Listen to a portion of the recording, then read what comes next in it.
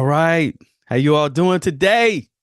I'm smiling because looks like we're back streaming on multiple platforms. So I just want to say hello to everybody and welcome to this week in supervision. We've got some interesting things to talk about. And this is where I get the opportunity to talk about some of the things that we talked about in supervision.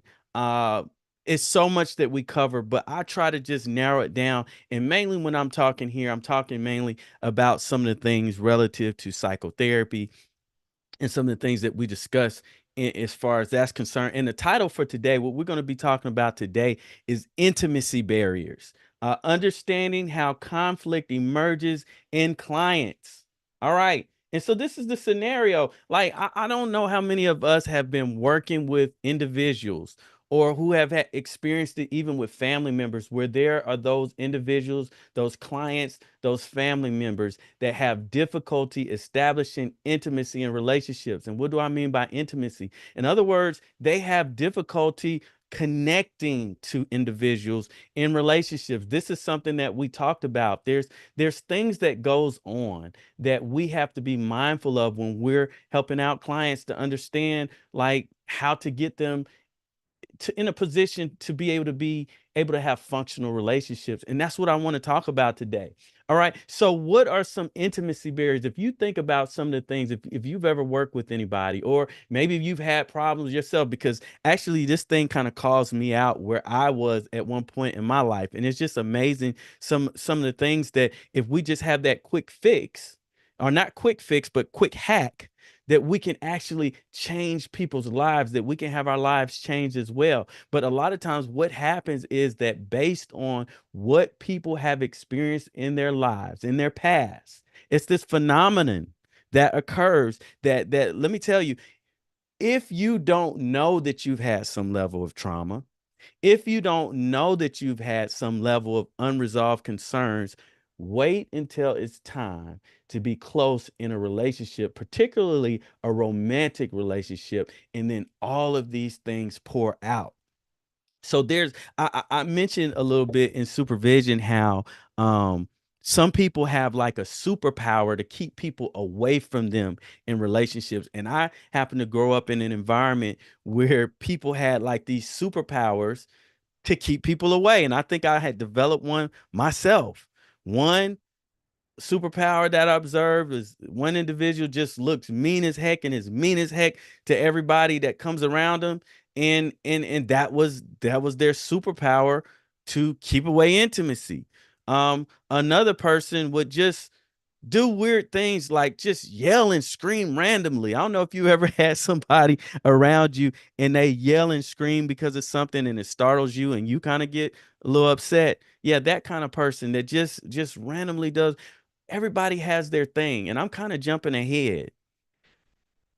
These things are developed because many times there has been some level of trauma or something has happened in a person's life that made them feel as though, hey, I don't really have what it takes. I don't have what's necessary to be intimate in relationships. So, what intimacy barriers do is they sabotage a client or a person's ability to attach in a relationship. And this is what we talked about. We talked about how do we identify these things with our clients and what are some examples of intimacy barriers. And you know what? I'm going to share my screen if I can.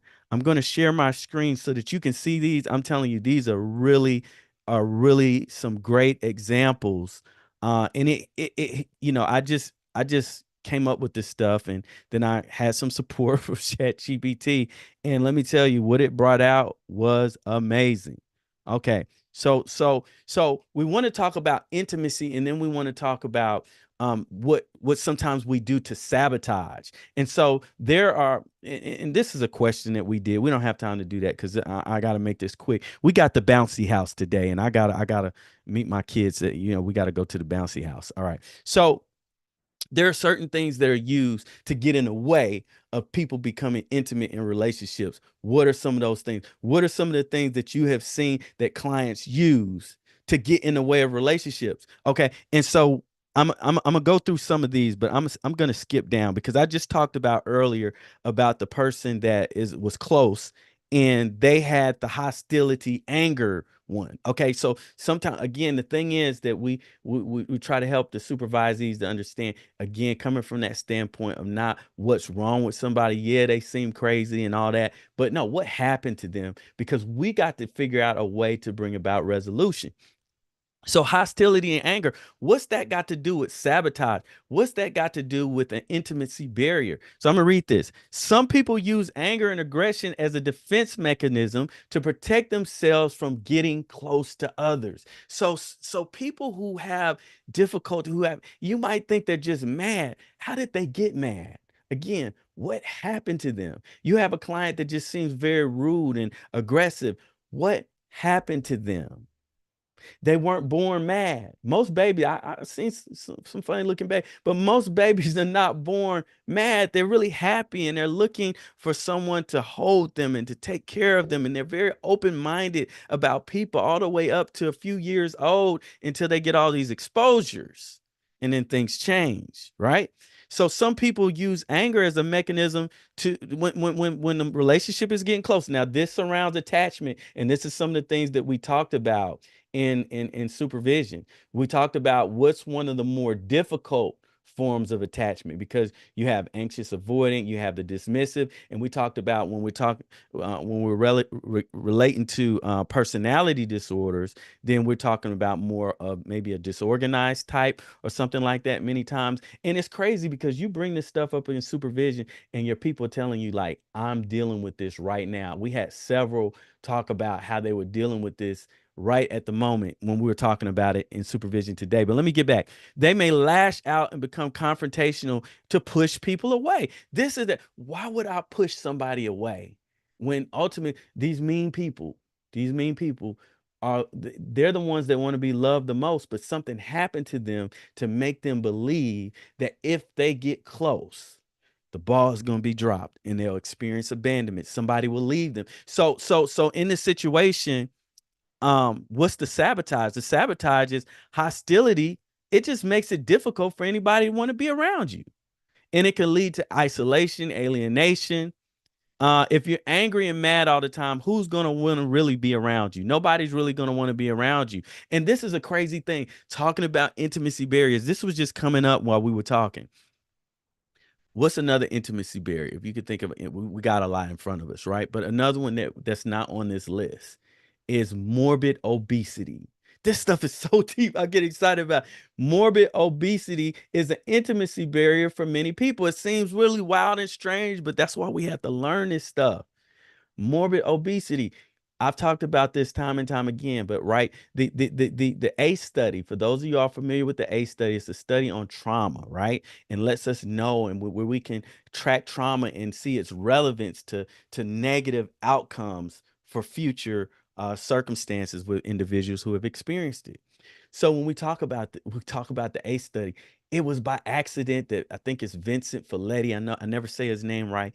They came across, they were studying, they were trying to help people to lose weight, and noticed that some of their clients, as they were progressing, would gain the weight back. I may not be explaining it exactly how it happened, but what they noticed from this study is that when people were progressing with the weight loss, one of the reasons why they put back on the weight is because of the tension that they were starting to get. They didn't want people to be attracted to them. They didn't want to be noticed. They didn't want the you look beautiful, you're looking great today. It looks like you're working out. They didn't want that.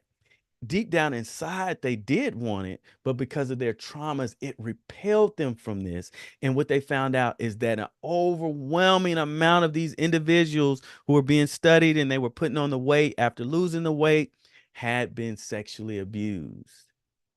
This is another intimacy barrier. And there are so many intimacy barriers that we use, and they're generally done unconsciously. It's not that we're consciously trying to keep people away from us. Sometimes we are, but many times it's an unconscious effort to escape abandonment and rejection. So the roots, as I mentioned, is unresolved trauma. When it's not dealt with, it will show up in relationships. If you're a relationship counselor like me, this is what you deal with on a regular basis, and you understand that it's not about what's going on. It's about what happened. I'm gonna name a few more, and we're just gonna wrap it up. We're gonna wrap it up. A few more intimacy barriers that people experience that I think is important for us to know. We're gonna name a couple of more, but just before we do, I do want to mention, take 1 minute to mention that we want to be intimate with you through our supervision. I mean through our CEU training. November 19th, come join us in a close, intimate environment where we will discuss the ties that bind, caregiving, quality of care, and quality of life. That will be present. Those of you who are social workers of Alabama, you know you get a special deal on that. This will be presented by none other than Dr. Nancy Kelly. Man, we get the best of the best coming. Thanks to Dr. Meredith Lewis, who schedules our speakers. And then if you're looking to be a supervisor on November 11th, come and check us out. We have an online virtual training. We can get you what you need to get certified, and so that you can start collecting on your own and becoming a trainer, okay, to others who are looking to prosper in the field. And for those of you off your LICSW and you have not yet taken the required DSM training, we have one that you can take. Come check us out. This is an on-demand training. Let's get back to what we're talking about here. And let me see if I can get back to sharing my screen, because I want to go over just a couple of more intimacy barriers that show up unannounced. They don't ask for permission. Okay. So check this out. This is really good, y'all. This is really good. So some more intimacy barriers that emotional unavailability. Have you ever been with someone? And I'm not gonna lie, a lot of us men, we do this, and it's not conscious all the way. Because we've got to be hardcore. We don't want to be hurt and things like that, right? But we withhold emotions. It's not always a conscious thing. It's just many times we haven't been in touch with our emotions. But men and women do this. There's emotions that's hold back. You won't allow for yourself to get but so close to where it's just close enough to where if it doesn't work out, then I ain't got to worry about it. So I'm detached from you, and I avoid vulnerability, and I may be distant, indifferent. So stuff happens, I don't really care. It's not that deep to me. I'm aloof. And I may prevent my partner from getting close to me because something happened. This is what we process in therapy. Something happened. Okay. Well, how does this sabotage?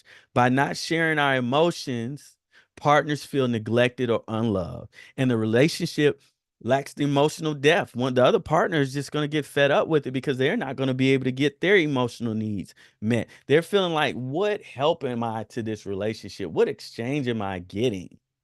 Everything is calculated. The fear of being hurt keeps the person at arm's length. Okay, so that's one. Perfectionism, intimacy barrier. These are the things that we don't even think of that keep us from being in close relationships with others. Perfectionism. So if you have perfectionistic clients, these are some of the things that we want to process. Some individuals place extremely high standards on themselves, and that keeps them from avoiding intimacy because they have the high standards. Then sometimes they expect the same thing from others, and it overwhelms everybody else. I can't meet that standard. You're the perfectionist. I can't seem to ever please you. Okay, we're gonna name one or two more and we're gonna be done. I was so glad to see this one on here when I did the search. ChatGPT is just so wonderful. I told them to do it and they did exactly what I told them. Use it for your supervision. Use it for your supervision. Okay, people pleasing or the lack of boundaries. This is one of my favorites. It's one of my passion things. Some individuals, especially those who are codependent people pleasers, they they become how did they become people pleasers? By suppressing their own needs, Okay, to avoid rejection. They suppress their own needs because it's like, if I express what I need, then guess what's going to happen? You're not going to want to be in relationship with me anymore. You're not going to want to be intimate with me anymore. So I'll just hold all of my feelings and emotions. And guess what? Because I've been trained and groomed to do that. Check the ace. Check the ace, right? I've been trained and groomed to do that. And so that's kind of what happens, because I don't want to be abandoned. They may overtly they may overextend themselves and neglect their own boundaries. And eventually that comes to an end. How is that a sabotage, though? Well, the constant sacrifice eventually leads to them being burnt out. I'm tired of giving and not receiving. I'm tired of being used. I'm tired of being abused. I'm tired of that. There's no reciprocation in this relationship. I'm the only one giving. Okay. And so this last one that I wanted to do, um, it's so many good ones. Hypersexuality. Believe me, there's a thing with that, and a sabotage. If some of y'all want a copy of this, I haven't made a copy. I don't know who's watching or who's not, but just send just put it in the chat copy, and then if I get some, then I'll produce you a copy of this. But this is really good. There was one last one that I wanted to. Oh, this is this is a good one. Fear of rejection and abandonment. I once had this in my life, so I can attest to this one. People fear being rejected and may sabotage relationships before they can even get close. I prided myself because that nobody had ever dumped me. Okay, that's the word we used to use. But nobody had dumped me. Well, you fool, you didn't let them get close enough to see how crazy you were. So that's what used to go down. This can manifest in pushing partners away, or this is what I would do: ending relationships abruptly. I didn't even know this was an unconscious thing that I had to eventually do some therapy on myself and process. Anyway, don't do that. But or not fully committing to the relationship. What's the sabotage? The fear of rejection prevents deep attachment. You're never getting close to anybody.